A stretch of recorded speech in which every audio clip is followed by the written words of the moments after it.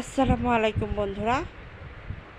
আজ আমি নিয়ে এসেছি একটা ভর্তার রেসিপি।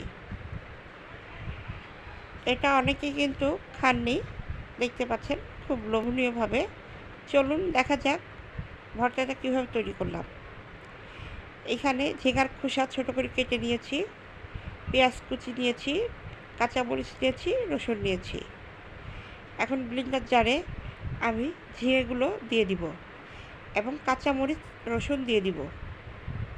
এখানে পেঁয়াজ দেওয়া যাবে না। এটাকে এখন ব্লেন্ডার করে নিব। দেখতে পাচ্ছেন খুব সুন্দরভাবে ব্লেন্ডারটা করা হয়ে গিয়েছে, একদম মিহি হয়ে গিয়েছে। এখন আমি কড়াইতে চলে যাচ্ছি।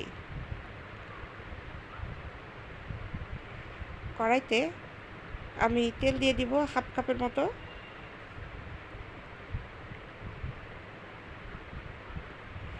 এখানে দুটো শুকনো কাঁচামরিচ এবং একটা তেজপাতা দিয়ে দিলাম।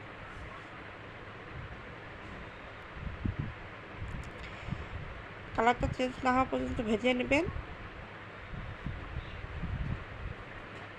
এখানে অল্প একটু কালো জিরে দিয়ে দিলাম।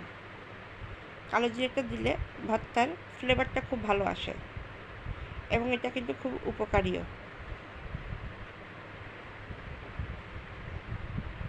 এখন এর মধ্যে দিয়ে দিব ব্লেন্ডার করা ঝিঙের খোসা।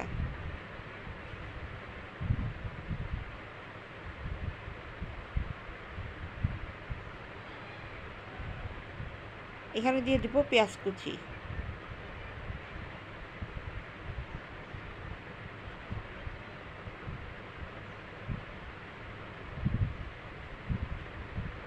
এটাকে ভালো করে এখানে দিয়ে দিলাম হাফ চা চামচ লবণ।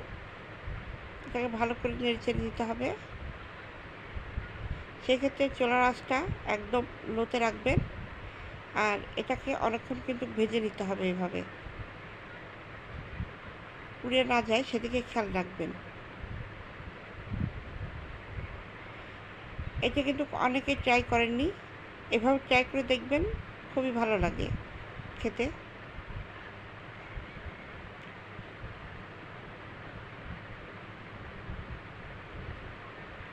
এখন এর মধ্যে দিয়ে দিব হাফ চা চামচের চেয়েও কম হলুদ। হলুদটা জাস্ট দেব একটু কালারটা আসার জন্য। এভাবে বারবার নাড়াচাড়া করতে হবে। যদি রান্নাটা ভালো লেগে থাকে অবশ্যই লাইক কমেন্ট দেবেন এবং আমার চ্যানেলটা সাবস্ক্রাইব করে দেবেন। দেখতে পাচ্ছেন আমার ভর্তাটা কিন্তু একেবারে হয়ে গিয়েছে। আসসালামু আলাইকুম।